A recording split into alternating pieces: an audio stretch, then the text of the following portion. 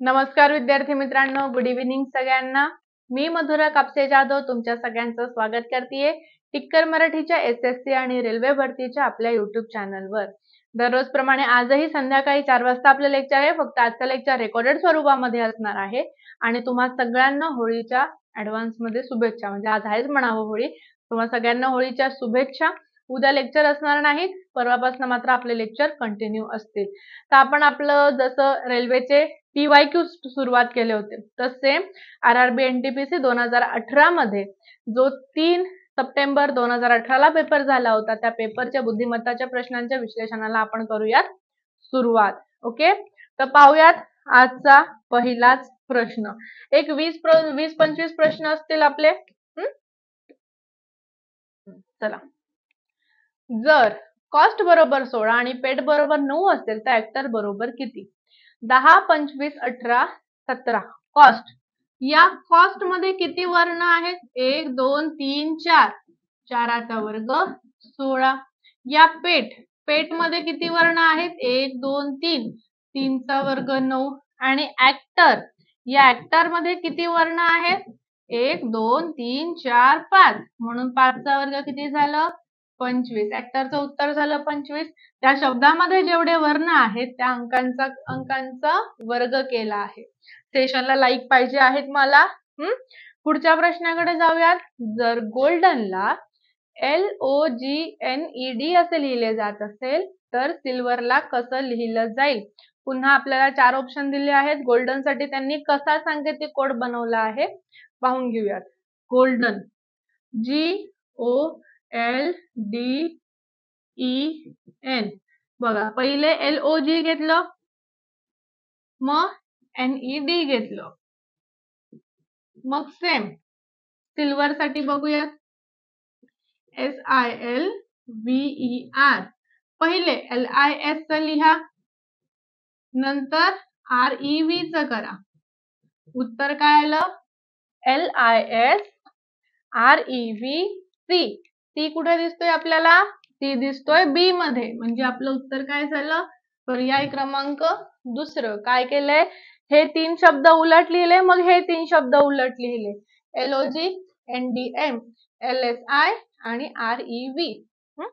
पुढच्या प्रश्नाकडे जाऊयात। जर सेटाबॉर्पला 8, 7, 6, 5, 4, 3, 2, 1 असे लिहिले असेल तर रोप्सला कसं लिहिलं जाईल? पुन्हा सांकेतिक भाषेचाच प्रश्न आहे। सेट अबोर्प साठी कोड दिलाय 8, 7, 6, 5, 4, 3, 2, 1। तर आपल्याला विचारला आहे त्यांनी रोप्स साठी। R साठी कोड काय आहे? 2, O साठी 3, P साठी 1, E साठी 7, S साठी 8। उत्तर काय झालं? 23178। पर्याय कुठला झाला? दुसरा। ते संकेत तिथेच होते, फक्त त्याच्यातून आपल्याला शोधायचं होतं ROPES साठी काय त्यांनी नंबर दिला आहे ते। 23178 बरोबर आलं उत्तर। पुढच्या प्रश्नाकडे जायचं। प्रश्न नीट वाचा। विधान सांगितले, जर कांद्याचे उत्पादन कमी झाले तर कांद्याचा भाव वाढेल। बी सांगितले कांद्याचा भाव वाढला आहे, तर त्याचं कारण असेल किंवा निष्कर्ष। कांद्याच्या उत्पादनाचा तुटवडा आहे की कांद्याची निर्यात झाली? दिलेल्या विधानांशी खालीलपैकी कोणते निष्कर्ष तर्कसंगत आहेत ते निवडा।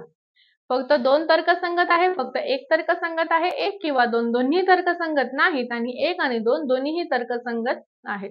आता बघा, कांद्याचं उत्पादन कमी झालं की कांद्याचा भाव वाढेल असं त्यांनी सांगितलंय, आणि आता कांद्याचा भाव वाढलाय याचा अर्थ काय झालाय? की कांद्याच्या उत्पादनात तुटवडा झालाय।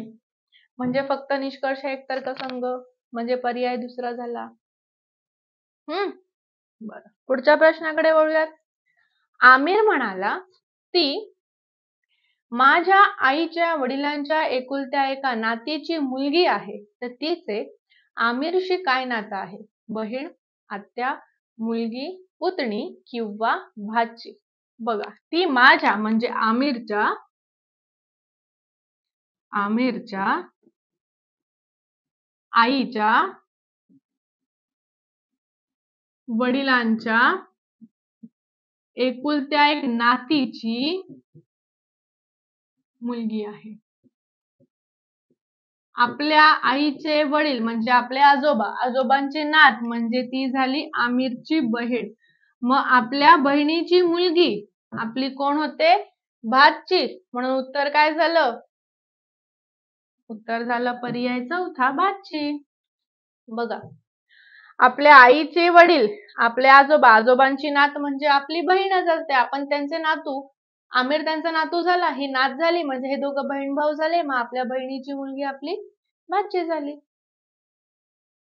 तसंच पुढच्या प्रश्नाकडे वळूयात.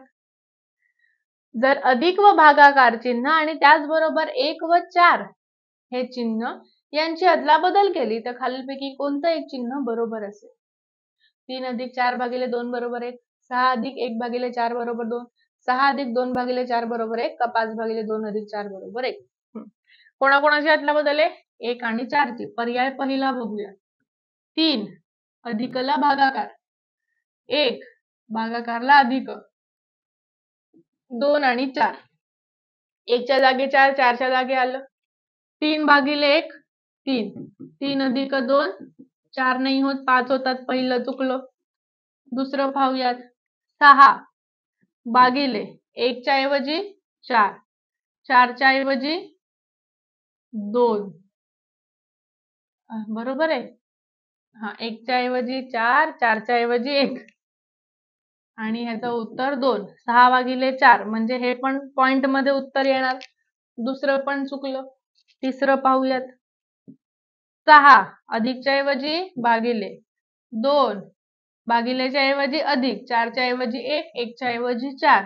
6 भागिले 2 3, 3 अधिक 1 बरोबर 4 होतं का?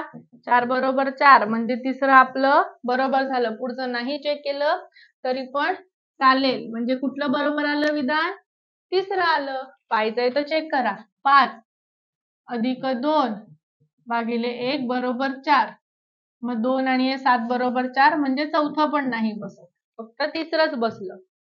फक्त भागाकार आणि अधिक बदलायचं होतं, 1 आणि 4 बदलायचं होतं. आता आजच्या लेक्चर मधनं एखादा प्रश्न नसेल समजला तर मला उद्या विचारा, मी उद्या तुम्हाला सांगून देईल. पुढचा प्रश्न बघा. इलिटरसी एज्युकेशन फ्लड प्रश्नचिन्ह, rain, dam, bridge, river. Illiteracy म्हणजे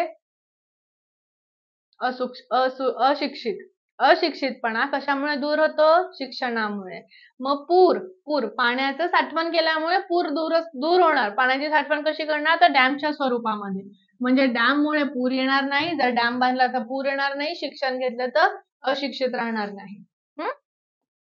पुढचा प्रश्न पाहूयात. काय सांगितलं आहे व्यवस्थित बघा. मनीषने अनिकेतची ओळख. प्रश्न सुरुवात झालं. त्याच्या वडिलांच्या म्हणजे कोणाच्या? मनीषच्या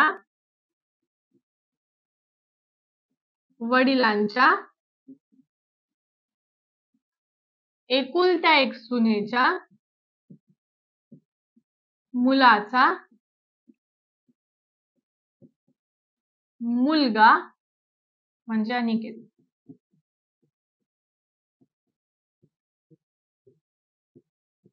आपल्या वडिलांची सून म्हणजे आपली पत्नी किंवा बायको. आपल्या पत्नीचा मुलगा म्हणजे आपला मुलगा. त्याचा मुलगा म्हणजे आपला नातू झाला. बघा आता नीट बघा. तर अनिकेतच्या मनीषशी नातं काय? अनिकेत हा मनीषचा कोण झाला? आपल्या मुलाचा मुलगा, आपला नातू. प्रश्न नीट पाहून घ्या. त्याच्या म्हणजे मनीषच्या वडिलांची एकुलती एक सून म्हणजे मनीषची बायको. त्या मुलाचा मुलगा आपल्या बायकोचा मुलगा, आपला मुलगा आणि त्याचा मुलगा आपला नातू झाला. जर वजा व गुणिले ही चिन्ह आणि 4 व 3 या अंकांची अदलाबदल केली तर 2 अधिक 9 भागिले 4 वजा 3 गुणिले 1 चं मूल्य काय असेल? 11, 13, 15, 17. तर 2 अधिक 9 भागिले 3 गुणिले 4 वजा 1. 4 3 चं 3 4 झालं, वजाचं गुणाकार, गुणाकारचं वजा. 2 अधिक 3 गुणिले 4 वजा 1. 2 अधिक 3 चौक 12 वजा 1. 14 तून 1 गेले 13. उत्तर काय झालं फायनल आपलं? 13 झालं. व्यवस्थित सोडवलं. ज्या चिन्हांची अदलाबदल सांगितली त्या चिन्हांची अदलाबदल करायची. संख्यांची अदलाबदल सांगितली, त्याच संख्यांची अदलाबदल करायची, बाकी एक्स्ट्रा काहीही करायचं नाही. जाऊ पुढच्या प्रश्नावर मग. चला, आज नातेसंबंधावर बरेच प्रश्न दिसत आहेत मला. विजय म्हणाला, तो माणूस माझ्या बहिणीच्या मुलाच्या आईचा जावई आहे. तर विजयला एकच भावंड असेल तर त्या माणसाचं विजयशी नातं काय? भाऊ, मेहुणा, मामा, चुलत भाऊ. काय विजय काय म्हणाला? तो माणूस. ठीक आहे. माझ्या म्हणजे विजयच्या, माझ्या बहिणीच्या मुलाच्या आईचा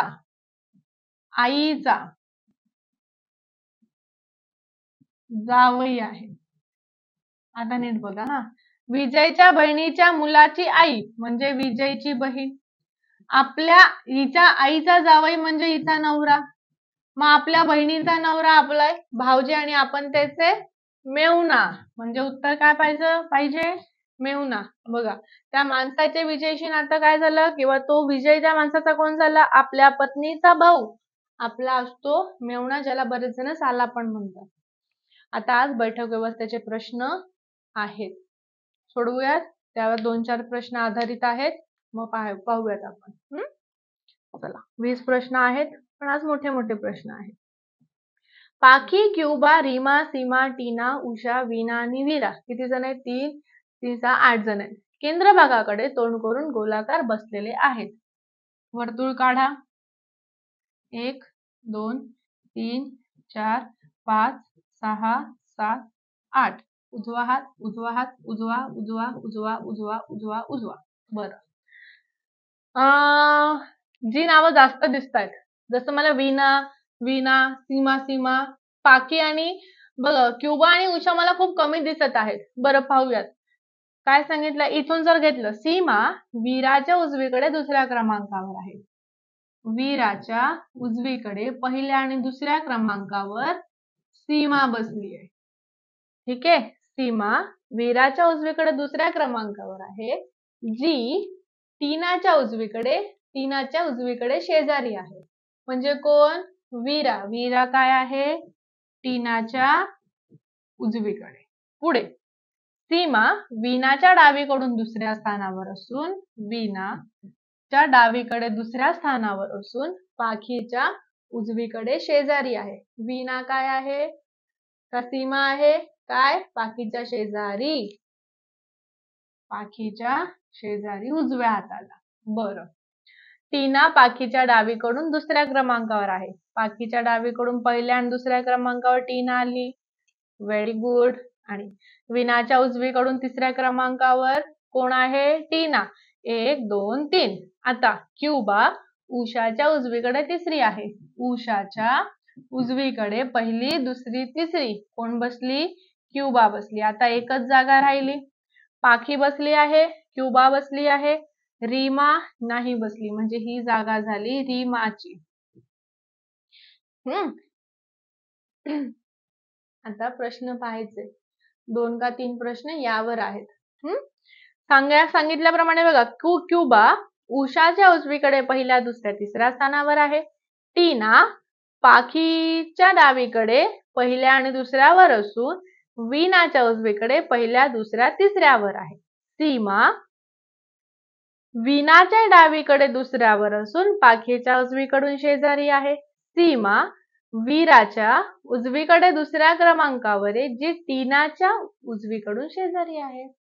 झालं. आता विचारलं टीनाच्या डावीकडून शेजारी कोण? रीमा, क्युबा, वीरा, उषा. टीनाच्या डावीकडे कोण आहे? क्युबा आहे. पर्याय कुठला झाला? दुसरा. टीनाच्या डावीकडे क्युबाला बसवलं. बरं, पुढचा प्रश्न याच्यावरच आहे. पाखीच्या उजवीकडून दुसऱ्या क्रमांकावर कोण आहे? उषा, सीमा, वीणा, क्युबा. पाखीच्या उजवीकडून पहिल्या आणि दुसऱ्यावर कोण आहे? तर उषा आहे. म्हणून उत्तर काय झालं? पर्याय पहिलाच, उषा. अजून याच्यावर प्रश्न. वीराच्या संदर्भात रीमाचं स्थान कोणतं? डावीकडून तिसरी, डावीकडून चौथी, डावीकडून पाचवी, डावीकडून तिसरी. वीरापासून रीमा कुठे आहे? बघा, वीरापासून वीराच्या उजवीकडे 1 2 3 4 5 किंवा वीराच्या डावीकडे 1 2 3, डावीकडे तिसरी किंवा उजवीकडे पाचवी. डावीकडे तिसरी दिसलं. उत्तर काय झालं? पर्याय क्रमांक चौथा डावीकडून तिसरी झाली. एक प्रश्न सोडवला की 3 मार्क मिळाले. सेशनला लाईक करून घ्यायचं आहे प्रत्येकाने, कंपल्सरी आहे. ठीक आहे, चला आता पुढचं वेगळं आहे. विधान सांगितलंय, मागील काही दशकांमध्ये जागतिक तापमान वाढ तीव्र झालेली आहे. कारण औद्योगिक विकासाच्या रेट्यामुळे वातावरणामध्ये हरितगृह वायूंचे उत्सर्जन वाढले आहे. उत्तर निवडा. विधान आणि कारण दोन्हीही खरे आहेत आणि कारण हे विधानाचे योग्य स्पष्टीकरण आहे. विधान आणि कारण दोन्हीही खरे आहेत, परंतु कारण हे विधानाचे योग्य स्पष्टीकरण नाही. विधान खरे परंतु कारण खोटे. विधान खोटे परंतु कारण खरे. आता बघा, काही दशकांपासून काय झाले, जागतिक तापमानवाढ वाढलेलं आहे आणि ते कशामुळे झाले? तर हरितगृहाच्या उत्सर्जनामुळे झालंय. बरोबर आहे? मग आता याचा अर्थ विधान पण बरोबर आहे, त्याचं कारण पण बरोबर आहे. मग विधान आणि कारण दोन्हीही खरे आहेत आणि कारण हे विधानाला योग्य आहे. म्हणून उत्तर काय झालं? पर्याय क्रमांक चौथाच. हे असं मज्जा असते. पुढच्या प्रश्नावर जाऊयात. चला. अरे, बिस्किट, डिस्टिलरी, ब्रेड, प्रश्नचिन्ह, dairy, bravery, bakery, barista. Biscuit कुठे बनवली जाते? डिस्टिलरी मध्ये. ब्रेड कुठे बनवलं जातात? बेकरी मध्ये. किंवा भेटते कुठे ते म्हटलं तरी पण चालेल. पुढचा प्रश्न, विधान, महात्मा गांधी यांना राष्ट्रपिता समजले जाते कारण इंडिया हे नाव महात्मा गांधी यांनी दिलं आहे. उत्तर निवडा. विधान आणि कारण दोन्हीही खरे आहेत, कारण हे विधानाचे योग्य स्पष्टीकरण आहे. विधान आणि कारण दोन्हीही खरे आहेत, परंतु कारण हे विधानाचे योग्य स्पष्टीकरण नाही. विधान खरं आहे परंतु कारण खोटं आहे. विधान आणि कारण दोन्हीही खोटे आहेत. सी, बी, डी, ए पाहिजे होतं तिथे. आता तिथे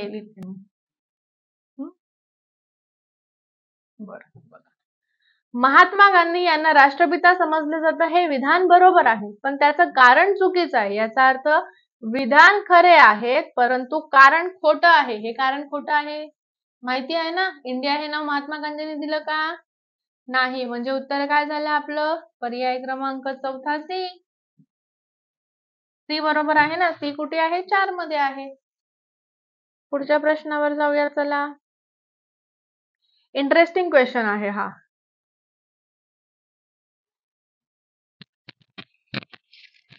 सरमिसळ झालेल्या अक्षरांच्या खाली दिलेल्या शृंखलेतून 2 खेळांची नावं वेगळी करा आणि दिलेल्या पर्यायांमधून त्या खेळांच्या नावाचं पहिलं अक्षर निवडा. आता यामध्ये आपल्याला काही दिलं आहे, तर त्याच्यामध्ये 2 खेळ आहेत. कुठलेही 2 खेळ असतील तर त्याचा पहिलं समजा एक हॉकी असेल, एक क्रिकेट असेल. एक क्रिकेट असेल, अजून एक काहीतरी असेल. एक टेनिस असेल, एक क्रिकेट असेल. एक टेनिस असेल, एक टेबल टेनिस असेल. म्हणजे असं काहीतरी असू शकतं. एक्झाम्पल दिलं मी. तर त्यापैकी आपल्याला 2 खेळ निवडायचे. आता ते 2 खेळ कोणती ते बघून त्याच्यातलं पहिलं अक्षर द्यायचंय. मग जर आपण पाहिलं, सगळ्यात आवडतं आपलं क्रिकेट बघूयात.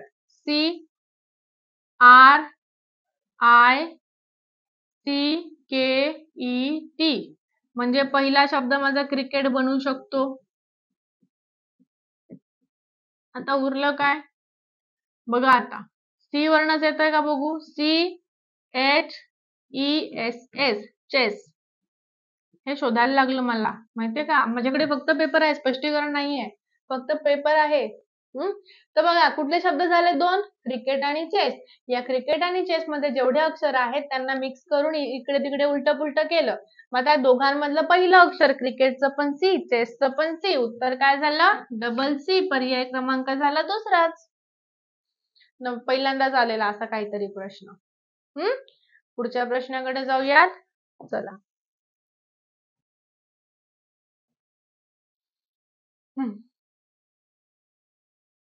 सर्व पायऱ्या लिफ्ट आहेत. कोणतीही लिफ्ट सरकता जिना नाही. काही सरकते जिने हेलिकॉप्टर आहेत आणि काही लिफ्ट विमान आहेत.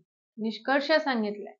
कोणताही पायऱ्या सरकता जिना नाही, काही हेलिकॉप्टर सरकते जिने नाहीत, काही पायऱ्या विमानं आहेत, काही लिफ्ट विमानं आहेत. हे 2 आहे. चला, सर्व पायऱ्या लिफ्ट आहे, सर्व पायऱ्या लिफ्ट आहे. कोणतीही लिफ्ट सरकता जिना नाही, इथे जिना घेते मी.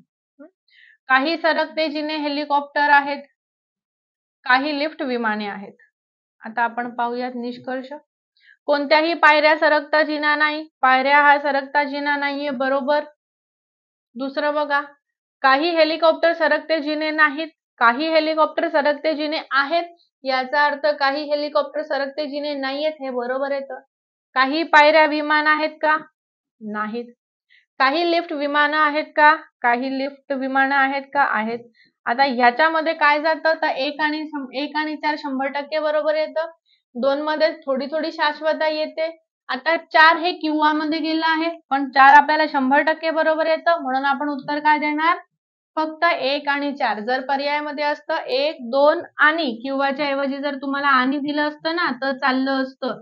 आणि म्हणजे 100% बरोबर असतं. 4 बरोबर आहे ना? 4 किंवा मध्ये येतं का? पॉसिबिलिटी मध्ये 4 येत नाही. पर्यायानुसार आपण उत्तर काय दिलं? 1 आणि 4.